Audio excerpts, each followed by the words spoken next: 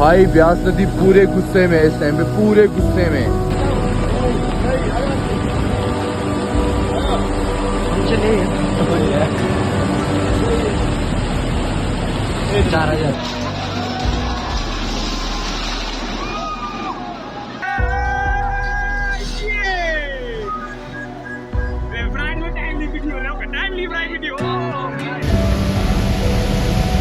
भाई पेड़ गिर रहे हैं और एक एक करके गिरते रहेंगे।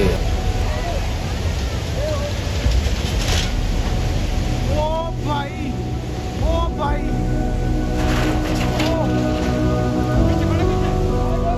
अब एक पुल पर पेड़ गिर गया, पेड़ गिर गया जल्दी।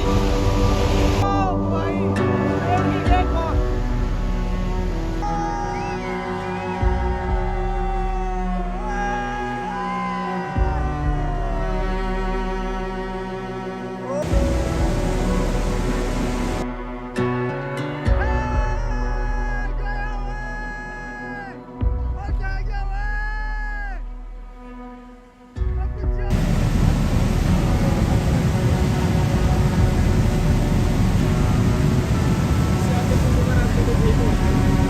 इस भयानक आपदा से अनजान हिमाचल प्रदेश के 2 लड़के 4 दिन की छुट्टी लेकर अपनी ड्रीम ट्रिप पालमपुर से चंद्रताल के लिए निकलते हैं। लेकिन इन्हें क्या पता था कि इनकी ये ड्रीम ट्रिप शायद इनकी लाइफ की आखिरी ट्रिप हो सकती थी।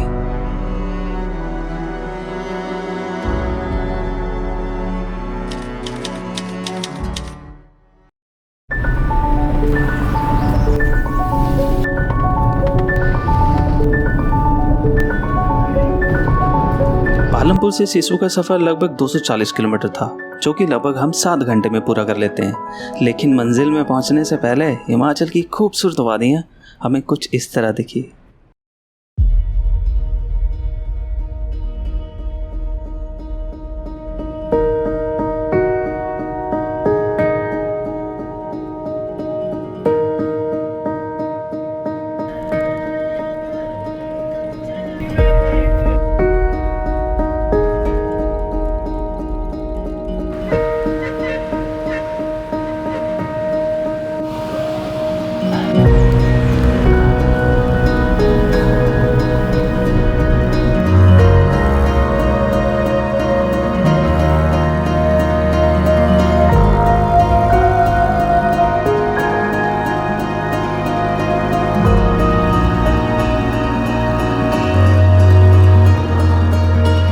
मनाली से 40 किलोमीटर दूर हम पहुंच जाते हैं सिसु। स्टॉप। इस ट्रिप में एक खास शख्सियत से मिलवाना तो रह ही गया। मिलिए नीतीश से,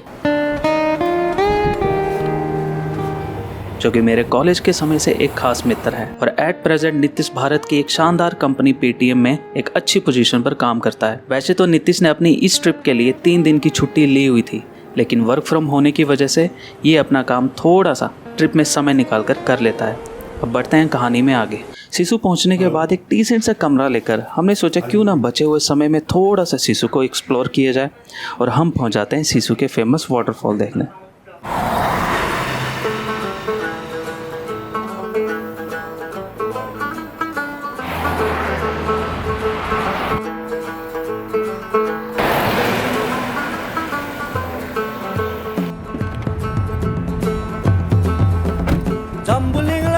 कभी नहीं देखा है, ये मेरा फर्स्ट टाइम है। और सिसु जो है करीब से एक्सप्लोर करने के लिए मतलब काफ़ी टाइम से हम वेट कर रहे थे। तो थैंक यू नीतीश मेरे साथ इस ट्रिप पे आने के लिए। ये मुझे लगता है कि काफ़ी यादगार होने वाली है और हम कोशिश करेंगे कि जो आप देख रहे हैं वाटरफॉल उसके नज़दीक जाके हम शॉट लें कुछ, तो आपको भी कुछ अच्छे शॉट्स ज़रूर दिखाएंगे।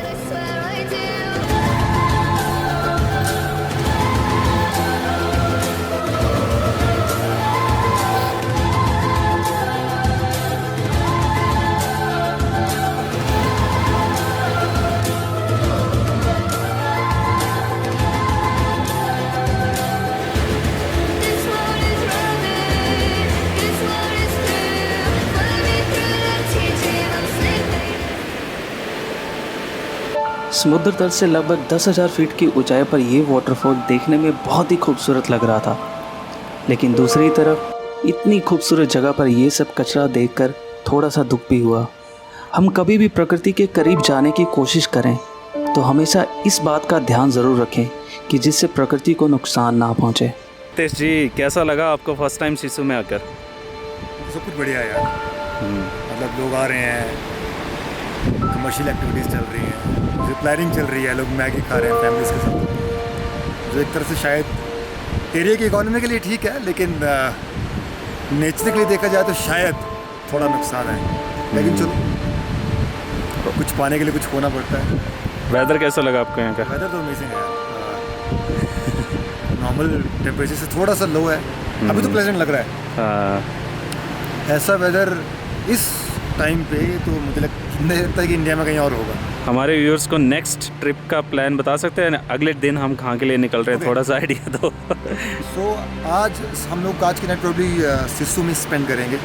इसके बाद हम लोग का कल का प्लान है चंद्रताल लेक के लिए, डिपेंडिंग ऑन रोड कंडीशन। हाँ बिल्कुल, देखते हैं कैसा रहता है। और परसों शायद हम लोग काजा जाने वाले हैं।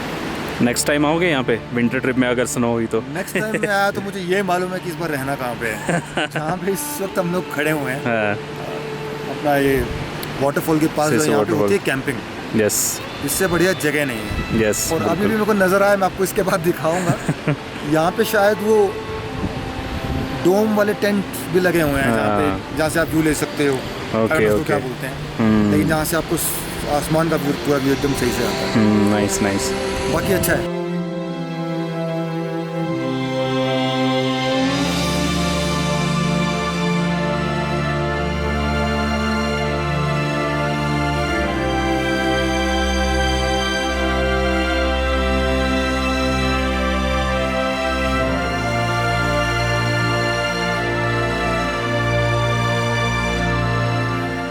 लगभग एक रात सिसु में गुजारने के बाद हम तैयार हो जाते हैं अपने अगले दिन के सफ़र के लिए, जो था चंद्रताल।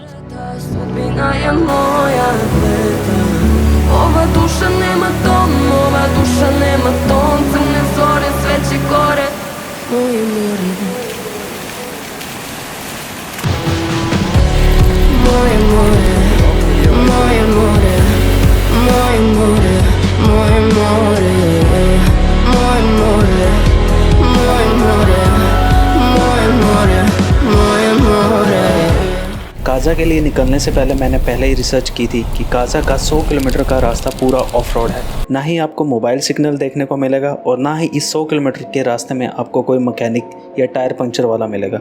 इस पूरे रास्ते में हमें सुबह से एक ही चीज़ परेशान कर रही थी, बारिश। और मुझे यही डर लग रहा था कि कहीं वाटर क्रॉसिंग के समय पानी अगर ज़्यादा हुआ तो हम यहीं पर फंस जाएंगे।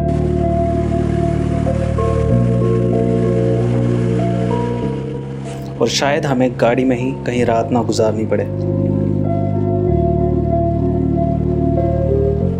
पता नहीं, कहने में थोड़ा अजीब लगे, पर हर मुसीबत में फंसने से पहले मैं उस परिस्थिति से बाहर निकल जाता हूँ। मुझे पता भी नहीं चला कि कब हमने स्पीति का सबसे खतरनाक छोटा धारा पार कर लिया और लगभग 6 घंटे बाद हम पहुँच जाते हैं बाटल चाचा चाची के सबसे मशहूर ढाबे में खाना खाने के बाद हमें पता चलता है कि हम आगे चंद्रताल के रास्ते पर नहीं जा सकते, क्योंकि बीच रास्ते में एक ट्रक फंस गया है, जिसकी वजह से यहाँ पर देखते ही देखते गाड़ियों का जाम लग जाता है। इतनी देर जाम में फंसे होने के बाद मेरे मन में एक ही बात आ रही थी कि चंद्रताल का प्लान कैंसिल कर देते हैं, क्योंकि मैं इतनी बारिश में रात को गाड़ी नहीं चलाना चाहता था। और चंद्रताल ना जाना हमारी ज़िंदगी का सबसे सही फैसला होता है। लगभग 3 घंटे जाम में फंसे होने के बाद जैसे ही हम वहाँ से निकलते हैं, हम चंद्रताल कैंसिल करके सीधे पहुँचते हैं कुंजुम पास। This is July the 8th. We're currently at Kunzum pass and यहाँ पे थोड़ा थोड़ा स्नोफॉल शुरू हो चुका है। एंड नो कैमरा पे सही से दिख रहा है नहीं। ये स्तूपास हैं, देवी कुंजुम का मंदिर है।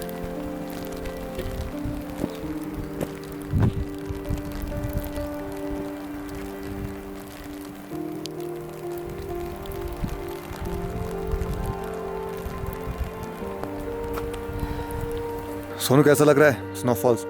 और ये आज तारीख क्या है? जुलाई 8। ओके, ज़्यादा डेंजरस रोड थे यार सच में। और इस सीज़न में तो कभी मत आना दोस्तों, मैं तो ये रिकमेंड करूँगा, मत आना गलती से भी। हमसे थोड़ी सी मिस्टेक हुई, हमने वेदर को अंडर एस्टिमेट किया, लेकिन मत आना गलती से भी। वो तो हम किस्मत वाले हैं कि जो यहाँ पे पहुँच गए सेफली। हर 2 मिनट में पत्थर गिर रहे हैं यार, है ना। डिफ़िकल्ट था भाई, बहुत डिफ़िकल्ट रास्ता था ये। मन में अभी भी एक ही बात सता रही थी कि जल्दी से सबसे पहले घर वालों को मैसेज किया जाए कि हम सेफ हैं।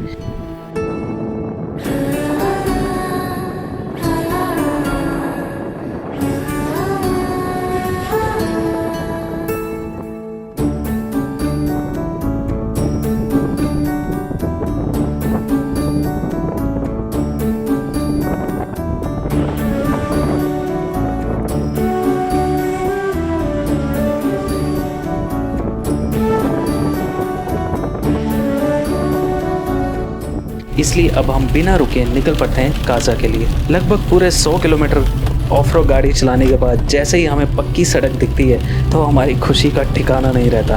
पूरे 12 घंटे इस खतरनाक सफ़र के बाद हम पहुंच जाते हैं गाज़ा।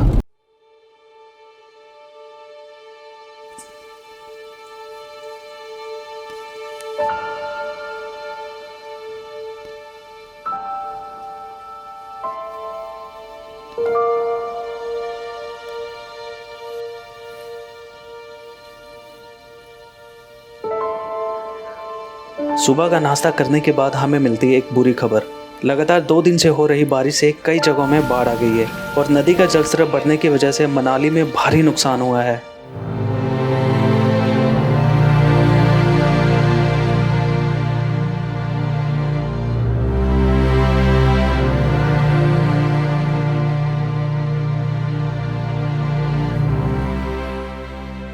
पूरा एक दिन होटल में बिताने के बाद वहाँ पर रह रहे दूसरे टूरिस्ट भी हमारी ही तरह गाज़ा में फंसे हुए थे और आपको मैं मिलवाना चाहता हूँ एक बहुत ही खास इंसान।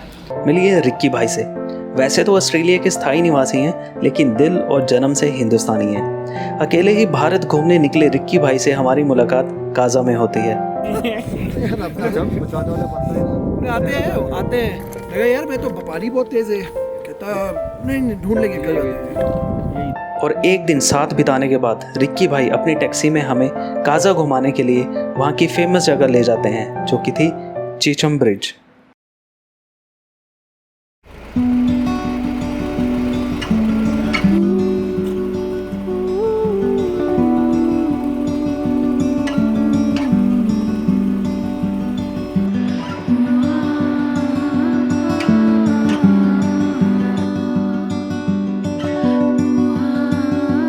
चीचम ब्रिज वो ब्रिज है जो कि सी लेवल से 13,244 फीट की ऊंचाई पर है, इसलिए इसे वर्ल्ड का highest bridge from sea level भी कहा जाता है। कुछ देर यहाँ पर वक्त बिताने के बाद हम पहुँच जाते हैं गाज़ा की सबसे फेमस की गुम्पा मोनेस्ट्री।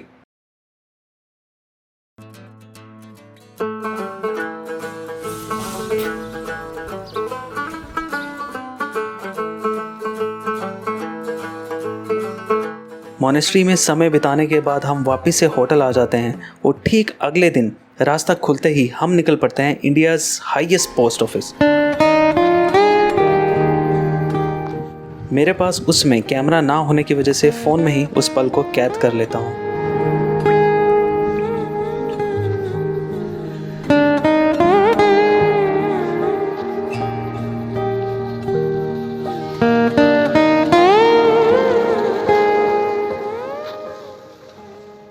पूरे 5 दिन गाज़ा में बिताने के बाद अगले दिन मौसम साफ़ हो जाता है। आप सभी का स्वागत है स्पीति की खूबसूरत वादियों में। और ये खूबसूरत वादियाँ कितनी ख़तरनाक हो गई है हमारे लिए, थोड़ा सा मैं आपको स्टार्टिंग से बताना चाहता हूँ। आज है बेसिकली 11 जुलाई और हमने ये ट्रिप शुरू की थी 7 जुलाई को। और इस वक्त हम जो कि गाज़ा है, जो कि समुद्र तल से लगभग 4500 मीटर्स के अराउंड है लगभग। और यहाँ पे थोड़ी सी सांस फूलने की भी दिक्कत होती है लोगों को, क्योंकि लो ऑक्सीजन की वजह से, और यहाँ पे हाई एल्टीट्यूड है तो उसकी वजह से भी थोड़ी सी दिक्कत होती है। लेकिन ये ट्रिप थोड़ी सी हमारे लिए परेशानी वाली रही है। आज हमारी इस ट्रिप का आई थिंक 4th डे है और हम 3 दिन से गाज़ा में फंसे हुए हैं। लिटरली 3 दिन से हमारे पास ना इलेक्ट्रिसिटी है, ना यहाँ पर इंटरनेट है जिसके थ्रू हम कांटेक्ट कर सके। हार्डली अभी कुछ देर के लिए हमारे पास BSNL की तरफ से थोड़ा सा नेटवर्क मिला था, तो हमने फैमिलीज़ वगैरह को इन्फॉर्म वगैरह कर दिया कि हम सेफ़ हैं यहाँ पर। प्लान तो था इस ट्रिप को सिर्फ 3 दिन में ख़त्म करने का, और 3 से 4 दिन आज हमें सिर्फ गाज़ा में ही हो गए हैं। हम लिटरली ज़्यादा से ज़्यादा 24 घंटे के लिए हम सिर्फ होटल में रह रहे हैं। रीज़न आप सभी को पता है कि हिमाचल में 7 जुलाई से लेकर 9 जुलाई के बीच काफ़ी ज़्यादा हाई अलर्ट हो गया था। कई जगह पर रेड अलर्ट भी हो चुका है, जिसकी वजह से जो है ब्यास नदी का पानी और सतलुज नदी का पानी जो है काफ़ी ज़्यादा हाई लेवल्स के ऊपर क्रॉस कर चुका है। उसकी वजह से आप सभी ने न्यूज़ वगैरह में सुना होगा कि हिमाचल में जो है काफ़ी ज़्यादा रोड वगैरह बंद हो चुके हैं। तो इस वक्त काज़ा में भी यही सिचुएशन है। काज़ा आने के लिए आपके पास 2 रोड होते हैं। एक रोड है आप मनाली साइड से आते हैं जहाँ से हम काज़ा आए हैं, और सेकंड रोड है शिमला साइड से जैसे कि रिकांगपिओ होते हुए। दोनों रोड इस वक्त बंद हो चुके हैं और हमने चंद्रताल लेक भी जाना था लेकिन वहाँ पे नहीं जा पाए। आज 4 दिन बाद जाके सूरज निकला है तो मैंने सोचा कि आज जाके थोड़ी सी एनर्जी मेरे अंदर भी आई, आप लोगों के साथ थोड़ी सी बातचीत की जाए। तो अभी तक इन्फॉर्मेशन मिली है कि शायद अभी तक रोड नहीं खुलेंगे। कल तक प्रोबेबली चांसेस हैं कि शिमला वाला रोड खुल सकता है, लेकिन मनाली वाले रोड की अभी तक कोई गारंटी नहीं है। और आप लोगों को ये भी बता दूं कि चंद्रताल में हैवी स्नोफॉल होने की वजह से या फिर बारिश होने की वजह से लैंडस्लाइड भी हुई है वहाँ पर। तो 200 से 300 लोग वहाँ पर इस वक्त फंसे हुए हैं। तो हम लकी हैं कि हमारे पास होटल था, हमें होटल मिल चुका था और 3 दिन से हम इसी होटल में हैं। तो बस हाल अभी तक यही है। और हमें खबर मिलती है कि मनाली वाला रास्ता अभी भी बंद है, लेकिन काज़ा से शिमला का रास्ता खोल दिया गया है। और ठीक अगली सुबह 8 बजे हम निकल पड़ते हैं शिमला के लिए।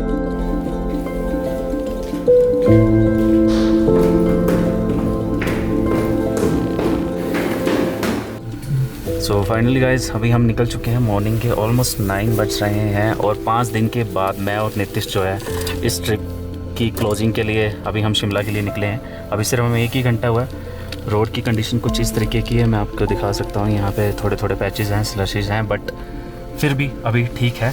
एंड हमारे साथ जो है हमारी एक ट्रिप में हम दोनों के साथ एक और नए गेस्ट जो हैं, गेस्ट वो कह सकते हैं हम या एज अ फ्रेंड कह सकते हैं, नेथन जो है जुड़ चुके हैं। तो नेथन से हाय तो नेथन जो है नीदरलैंड से। ओके सो गाइज नेथन जो है सोलो ट्रैवल कर रहे हैं नीदरलैंड से। सो लेट्स सी ये भी हमारे साथ शिमला तक जाएंगे। आई होप हमारी जर्नी अच्छी रहे। क्यों नितिश? ऑल द बेस्ट और फिंगर्स क्रॉस किया हमें आगे वेदर बहुत अच्छा मिले, क्योंकि अगर मौसम ख़राब हुआ तो भाई साहब फिर दिक्कत हो जाएगी। चलिए मिलते हैं आगे की जर्नी में। भाई मैं डरी है।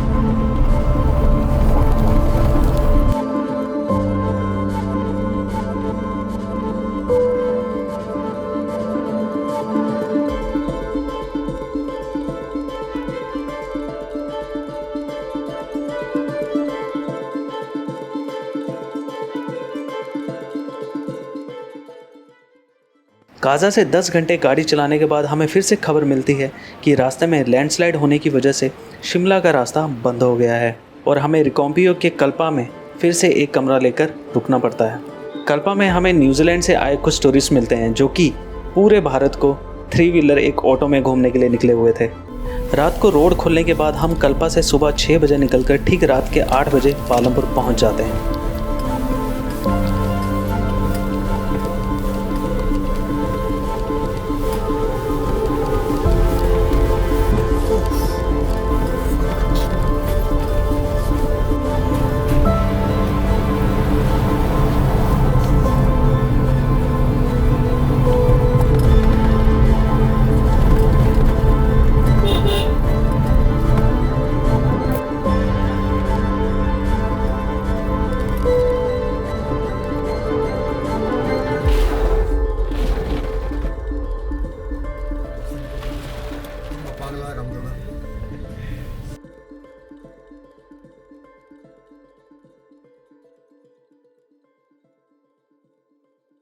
इस ट्रिप में हमें बहुत कुछ सीखने को मिला। नए दोस्त बने, नई जगहों को पास से देखा, मौत को नज़दीक से देखा और एहसास हुआ कि हम बहुत ही खुशकिस्मत हैं जो कि सही सलामत वापस घर को लौट आए। और दूसरी तरफ इस भयानक तबाही में फंसे लोगों को देखकर दुख भी हुआ। सच में प्रकृति जितनी ही खूबसूरत है उतनी ही विराट और रौद्र रूप भी दिखाती है। इसलिए हमें प्रकृति का सम्मान करना चाहिए और इससे छेड़छाड़ कभी ना करें।